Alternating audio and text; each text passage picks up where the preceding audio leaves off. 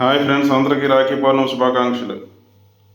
మనకు రాఖీ ఇచ్చే సందేశం, అన్న లేదా తమ్ముడు తన సోదరుని గౌరవించి కష్టసుఖాల్లో అండగా ఉండాలని సోదరి కూడా తన సోదరుడు శ్రేయస్సును కోరుకోవాలని ఈ పండుగ మనకి గుర్తు చేస్తుంది.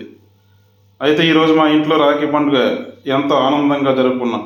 మా పాప తన తమ్ముడికి రాఖీ కట్టి హారతి ఇచ్చింది. హారతి పాట పాడమంటే మధ్యలో మా బాబు దూరి రై రై రారా అంటూ పాట పాడాడు. నేను మాత్రం అది హారతి పాట కాదురా బాబు అని చెప్పాను. కానీ పిల్లల మనసులో ఉండే అమాయకత్వం, ఆనందం చూస్తే నవ్వు ఆపుకోలేకపోయాం. ఆ తర్వాత ఇద్దరు ఒకరికొకరు స్వీట్ కూడా తినిపించుకున్నారు.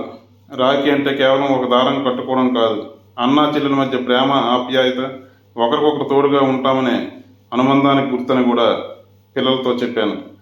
పిల్లలు చిన్న చిన్న అల్లర్లు, నవ్వులు, ఆప్యాయతలతో మా ఇంట్లో రాఖీ పండుగ ఎంతో ఆనందంగా జరిగింది.